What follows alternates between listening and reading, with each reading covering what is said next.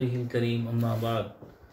محترم ناظرین، آپ حضرات کے سامنے رسول پاک صلی اللہ علیہ وسلم کے اخلاق اور آپ کے عادات اور آپ کی تمام سیرت کو بیان کرنے کا ارادہ کرتے ہوئے آپ حضرات کے سامنے سب سے پہلے سید الانبیاء احمد مجتبی محمد مصطفیٰ صلی اللہ علیہ وسلم کی ذات اقدس کو اللہ نے کامل نمونہ بنا کر دنیا میں بھیجا ہے، اس بات کو عرض کرتے ہوئے قرآن کی چند آیتیں آپ کے سامنے پیش کرنا چاہتا ہوں۔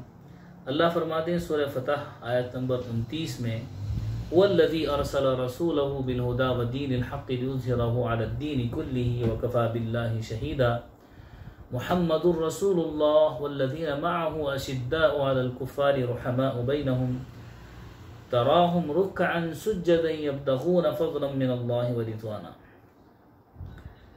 وہ اللہ ایسا ہے کہ اس نے اپنے رسول کو ہدایت کا سامان یعنی قرآن کریم دے کر، سچا دین یعنی اسلام دے کر دنیا میں بھیجا، اور اس کو تمام دینوں پر اللہ نے غالب کر دیا۔